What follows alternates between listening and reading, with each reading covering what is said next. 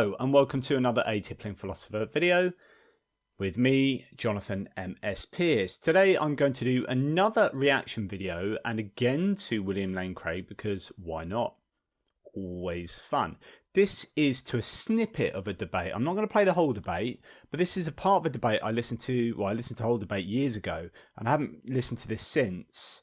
I listened to it years ago and wrote a bunch of articles to do with heaven and hell and what Craig was arguing, because I think he just wasn't making good arguments. And in fact, I think this is one of those debates, quite rare with William Lane Craig, where Craig lost.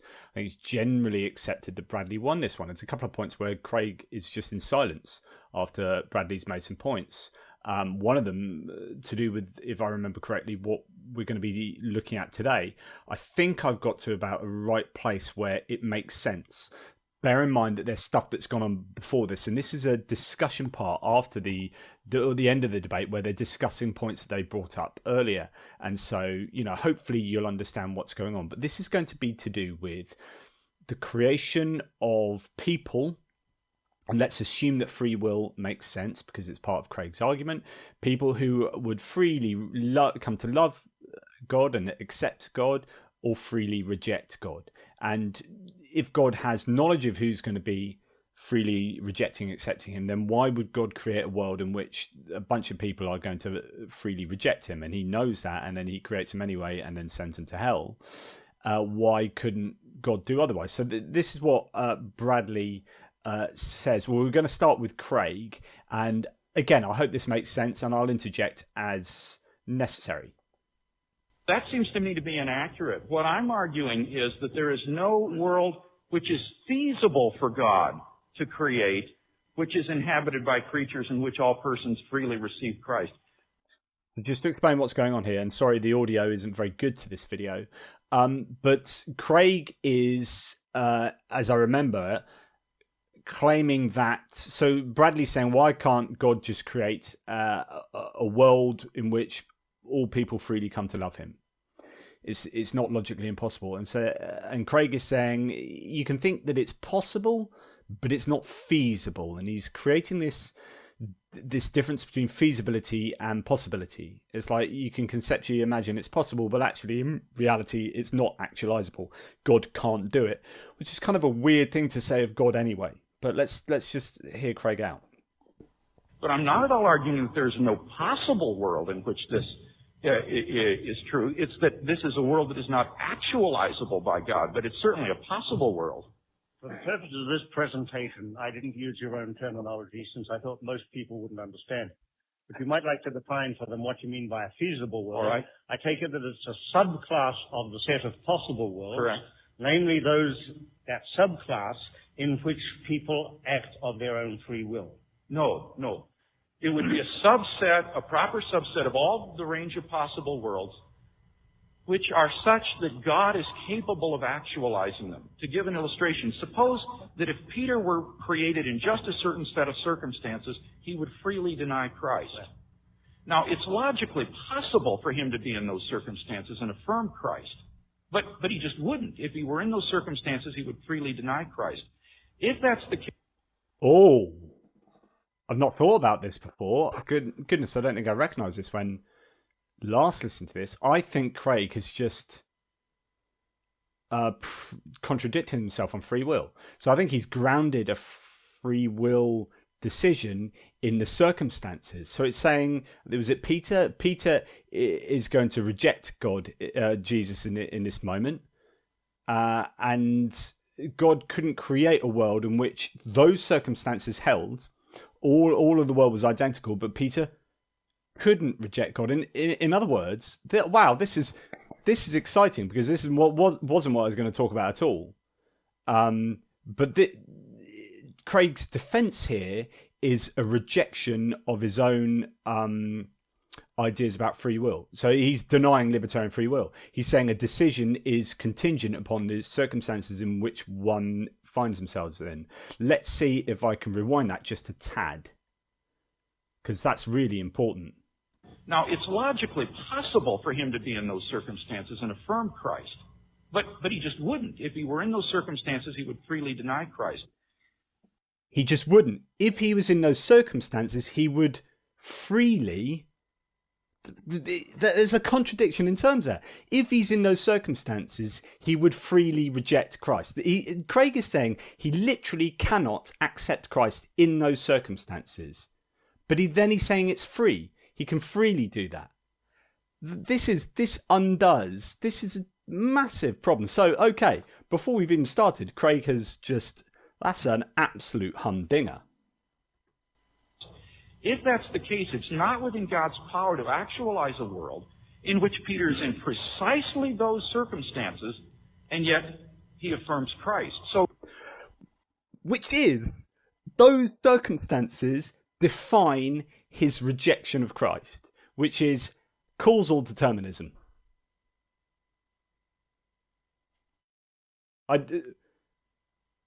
Craig's defense against Bradley against claims that you'll find out in a second about hell and the rejection of God, and whether God could create a possible world in which people could freely just come to accept God, and all people could. Craig is denying libertarian free will and pulling the rug out from under his own feet. So 3 doesn't entail 4. There is a possible world in which creatures have free will and freely receive Christ, but it's just that God's not capable of actualizing it. But what's heaven? Isn't heaven a world, possible world? No, heaven isn't a possible world. A possible world, as philosophers use that, as you know, is a maximal state of affairs, which includes not just the afterlife, but the pre-life on the way to heaven. And What? A possible world, as philosophers would have it, don't know about this, is as a maximal state of affairs in which, I mean, he's smuggling in heaven and hell here already. He's saying it's a maximal. This is circular reasoning. He's begging the question about the existence of heaven and hell here, and he's assuming that must be part of all possible worlds.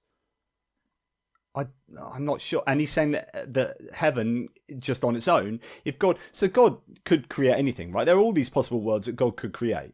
And Craig seems to be saying God couldn't create heaven on its own because it's not a possible world. And it's not a possible world because it's not maximally blah, blah, blah, blah, blah. I just got the maximal state of affairs, which includes not just the afterlife, but the pre-life. Why does it have to include the pre-life? I completely disagree. I'm going to have to look up a philosophical definition of a possible world here. So bear with me. I'm going to pause this.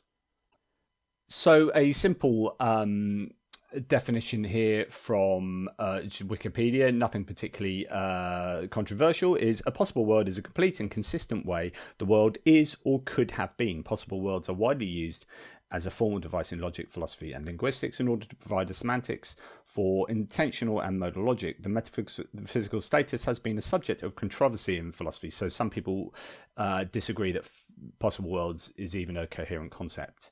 So on and so forth. But the idea is it's a complete and consistent way. Now, how do you define complete? Well, if Craig is smuggling his own theology here to say, well, a possible world can only be one in which you've got a pre-heaven and a heaven. It's like, no, it's not.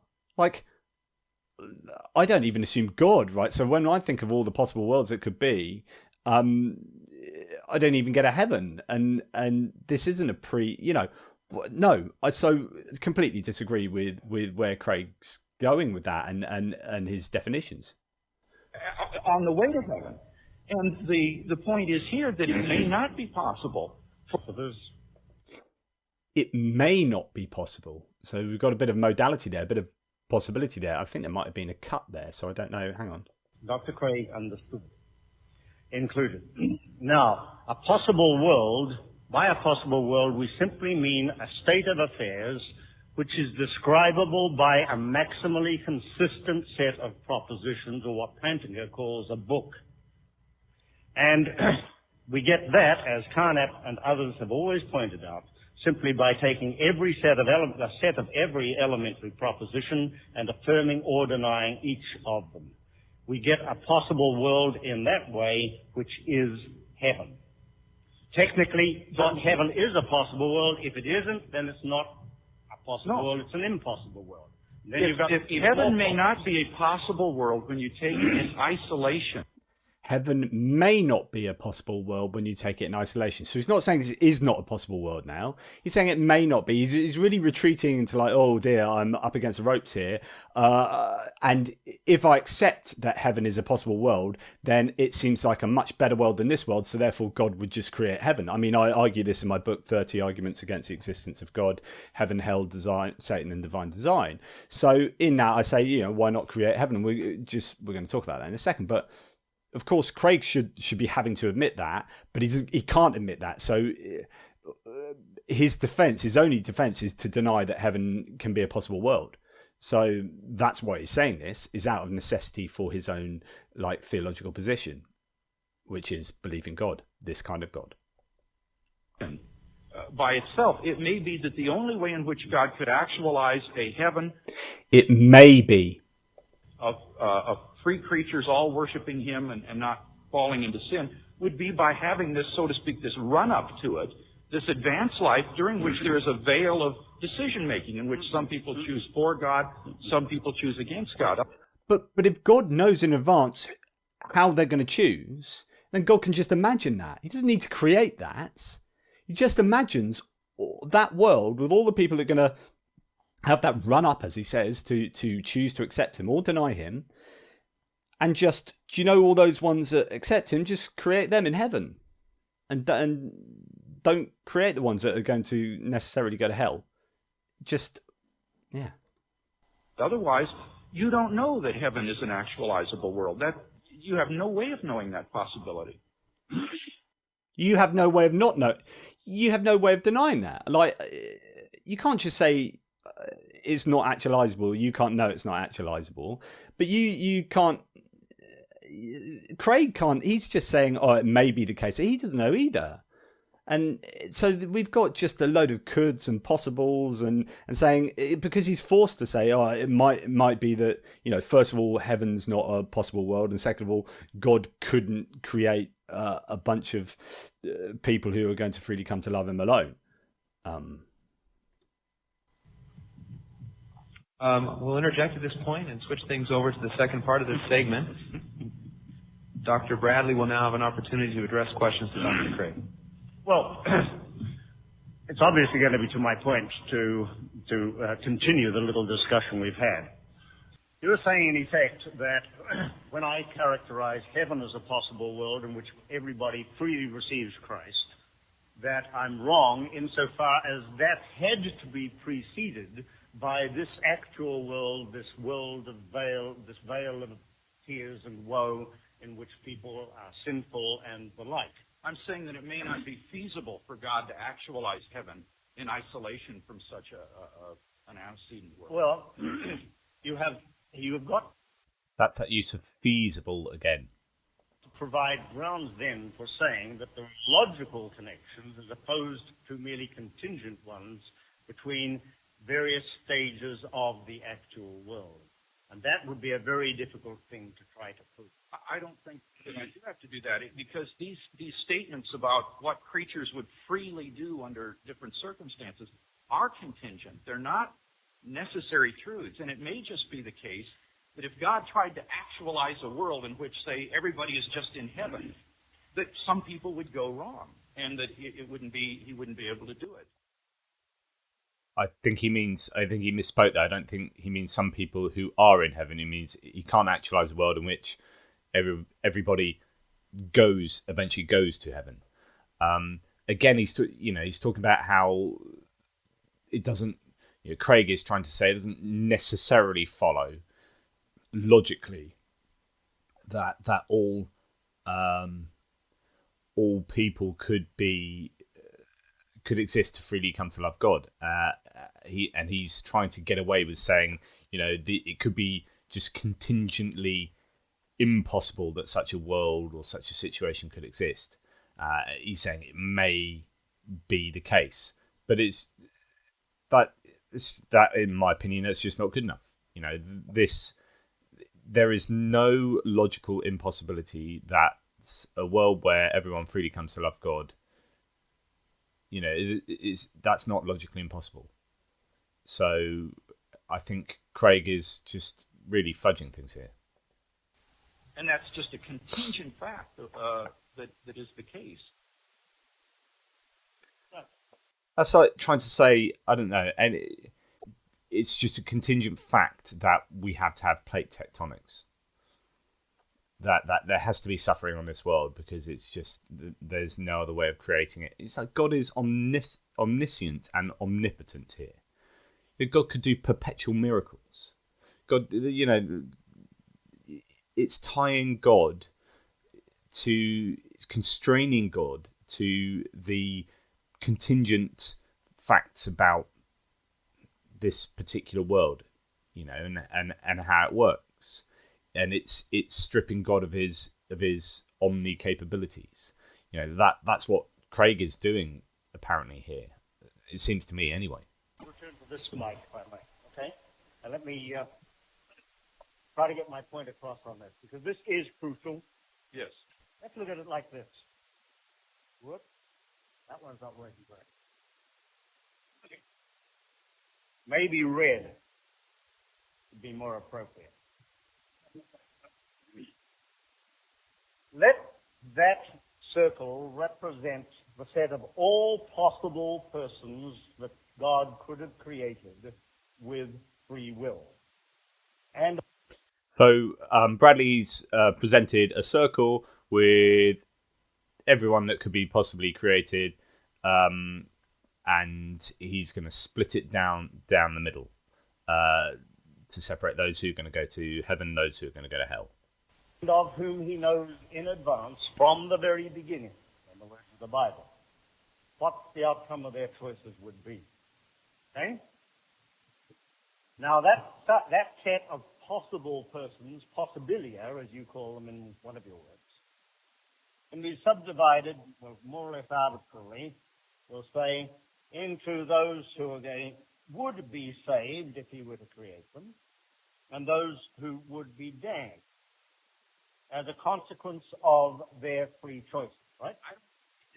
Is this on? Okay, I don't want to be too difficult here, but I think that's too simplistic because some people might be damned if created in some circumstances, but saved if they were created in other circumstances. So you can't just divide the line down the middle and put people on either half. It depends on what world these possible persons are put into. So basically what we have is a sort of possible world here where, you've got some people are going to be saved and most people are going to be damned. Okay. Craig is saying that in this, let's call this world 1. So this is W1, right? So this is world 1. And in this world, 5 people are saved. But he's saying, but it could be that those 5 people aren't saved or don't come to freely love God in another world. So it might be one of those 5 freely rejects God in another world. And then you get this really interesting argument that actually, by creating this world, God is being unfair to an awful lot of people. So remember, there's going to be a whole bunch of people going to hell here in Craig's worldview. So the mass of people are going to go to hell. But if Craig is basically accepting that if God had created W2 instead of W1, a bunch of those people would have come to, that causal circumstance of W2, would have come to freely accept God and love God. And so therefore, it's unfair on those people that God creates world 1 rather than world 2, because actually, by creating world 1, God is now condemning them to hell. But if God had decided to create world 2, which has nothing to do with those people, have no impact themselves on God's creation there, like they don't get to decide what's created, so they're completely contingent beings. So God creates world 2, and that condemns some people to hell who would have gone to heaven in world 1, and condemns some people to heaven that would have gone to hell in world 1. So God's decision to create any given world is unfair any given number of people who in another world would have freely come to love God. And so that is in and of it, and that's not at all what Bradley and Craig are talking about, by the way, but that is a really big problem for Craig's approach here and for Craig's worldview. That literally deciding any particular world is by extension, unfair on a whole bunch of people. Yeah, so we can shift the line wherever you wish, according to which actual world God chooses to create. All right. All right? Now, he creates an actual. These are just possible individuals up here. Whole domain of possible individuals with free will. Here we've got the actual ones. And as you can see, some of them on this have been assigned to heaven, because God knew in advance that if he were to create them in these circumstances, they would be saved. And here we've got those he's consigned to hell. In fact, I've been generous to God and you here because I've created equal parts. Yes. I haven't. But of course, Jesus says it's going to be pretty rough on most of them. Now, the point is this. Why did God have to create just this subset of possible individuals with free will? He could have sliced the pie a very different way. He could have sliced the pie so that there weren't any in this segment at all, the segment of hell. He could have chosen to create a world in which no actual individuals like you or me were existent. Right. After all, there's nothing all that great about us, is there? Right. And so he could have created all these and my point is... So what Bradley's saying is that God could have created a possible world in which, that proportionality, that proportion there is completely different. But he could have created a world in which there were no one going to hell. There was no one going to hell because everyone was freely coming to love God. And if God was all loving, surely that would be what God would do, because it's not logically impossible that all people freely come to love God. Right? It's only improbable. It's only given the world and how it works, it's highly likely that not everyone is going to come to love God, right? But it's not logically impossible. And that's a hugely important point here. So if it is logically possible for God to create a world in which all people come to love him, then surely that's a more loving thing to do. That's more morally, benevolent. Especially when you know in advance, you are creating people just to go such that they go to hell. And that seems to me morally abhorrent. If they don't have any choice in their creation and you're designing them and creating them, and you know that 100% are going to go to hell, but you create them anyway, then it makes you look like not a very nice entity. So what does Craig have to say back to that? Is that he wouldn't be able to guarantee, so long as those people have free will, that they would all freely respond to his offer of salvation and be saved. I mean, just remember that he's contradicted himself on free will already and not done himself any favours. So he's already, on very thin ground here, or indeed just ground that's not there at all. Let's just rewind a little bit. And my point is that he wouldn't be able to guarantee, so long as those people have free will, that they would all freely respond to his offer of salvation and be saved. But if he knows... So he seems to be saying, but God couldn't do that. Even though Bradley said, well, it's not logically impossible that God could do that. So therefore, God should be able to create a world in which everyone comes to freely love him. And Craig's just saying, no, he couldn't do that. But if he knows in advance that these will, in those circumstances, be saved by virtue of freely accepting God's offer of salvation through the blood of Jesus, then why not? Because there may not be a complete... So this is the part I remember. So this is where Bradley's saying, well, if he knows that these 5 people, and that's a representative number, these 5 people are going to freely come to love God in World 1, why not just create these guys in World 1? So that's what I think Bradley's saying. And then Craig says, a composable set of individuals in which if you put all of them together in a world, that all of them freely receive God's salvation and are saved. It may be that individual S would only be saved in a world if, in fact, in that world, individual S were lost. I understand. So that it's impossible for God to... Right, so, and this is where, like, I have huge problems with what Craig is saying. So Craig is saying, right, it may be that if you created World 1 now, but you didn't create all these guys because you knew they were going to reject God, but just created these guys. It turns out that because the circumstances are now different, you haven't got all these other people, and the dynamic's different, that now this person rejects God. Now, in the original World 1, where everyone was there, didn't reject God, but now the dynamics are different. There's only these 5 in this particular world, and it may be that God can't create that world now with those 5 where all of them freely come to love him. And the dynamics have changed, and that person or set of people now reject God. Or infeasible for God to create a world in which all are saved. Well, so again, he's using this term feasible. So you can imagine it's logically possible, but it's just not feasible. It's not actualizable. God couldn't create that world.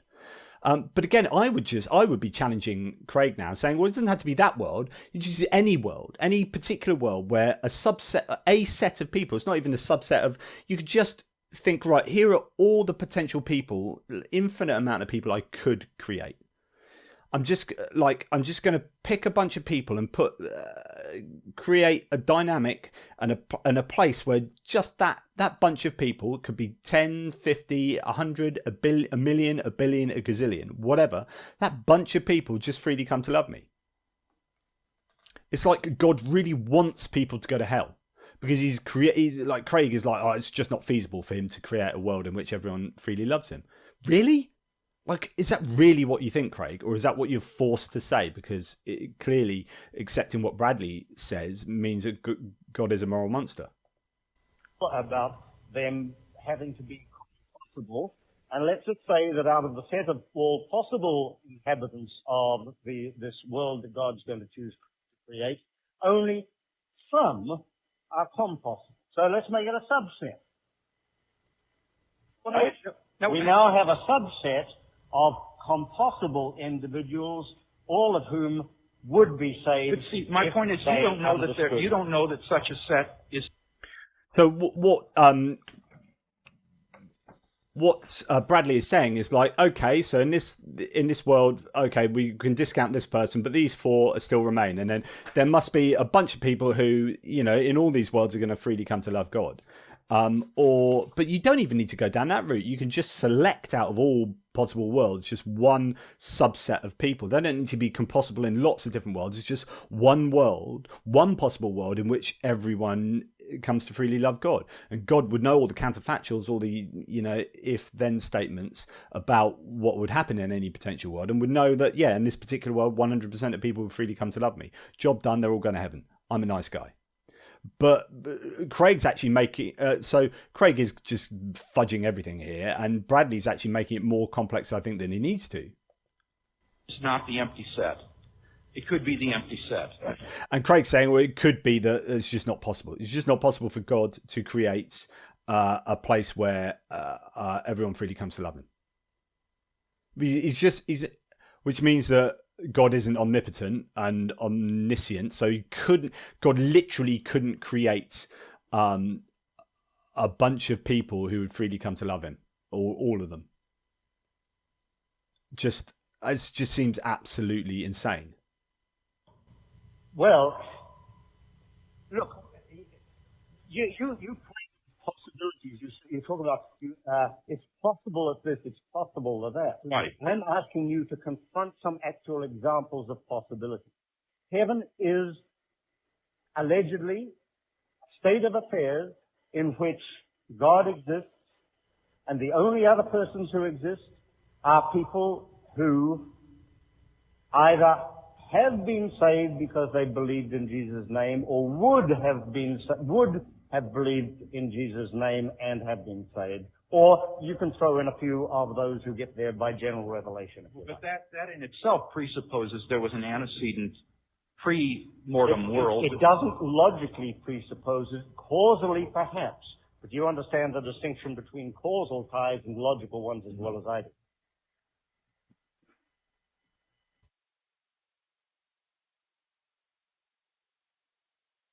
He's still got 3 minutes. He's got nothing to say. He's got nothing to say to that. And that's marvelous. And there is a bit later where if I remember correctly, Craig is stumped and has no answer as well.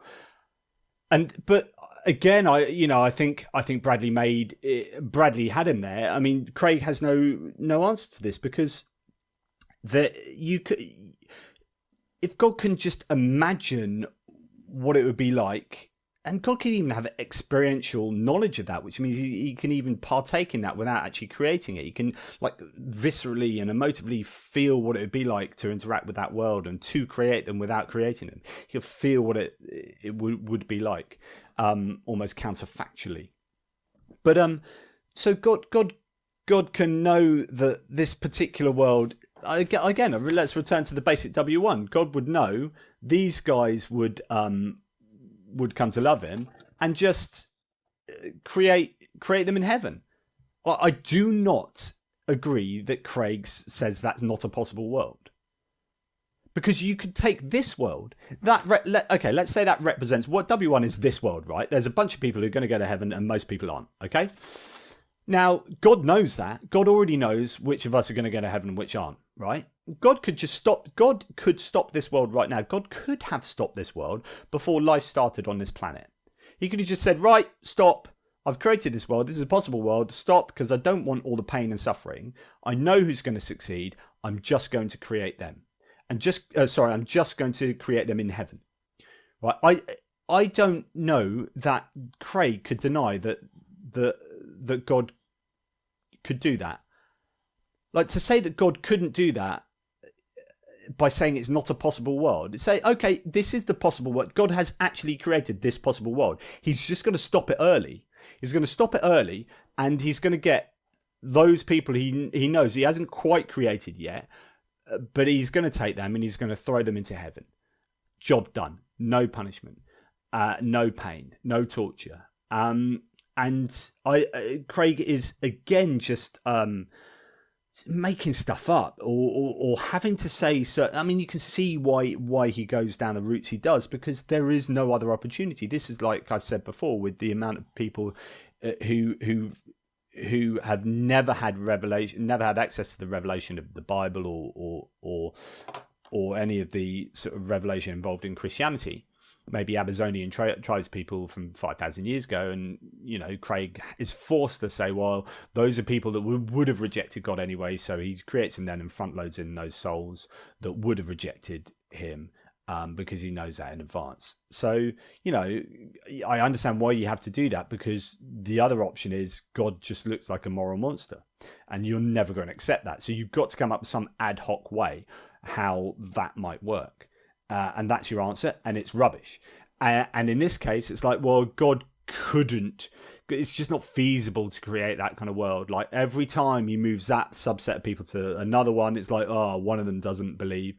And then he takes the ones that do believe and moves into another one. It's like, no, just create the world. You can tailor make the world such that it's a world in which these guys freely come to love you. Job done. And if you can't do that, with all the infinite possibilities of the humans you could create, if you can't create a world in which everyone freely comes to love you, then you aren't the God that you're cracked out to be. So, it's a bit of a problem. Anyway, an interesting debate, this one. I'll probably have to go back and listen to the whole thing. It's just that bit that I had to scoot through to the point where I knew it was in the Q&A, but the discussion bit at the end. And found it. So I just find it interesting, because I think Craig is really shown up by Bradley here, but also uses some terrible arguments and and debunks his own libertarian free will arguments as well, which is something I hadn't picked up on before when I listened to this years ago. Anyway, hope that was useful in some way. I'll try and pick up a few more snippets. I do like a bit of William Lane Craig, so it might be another Craig one. Let me know what you think. If you enjoy this, please come and join as a member. Or you can give your thanks down below to appreciate the work I do. If not, thanks anyway for watching. As ever, question everything, particularly yourselves.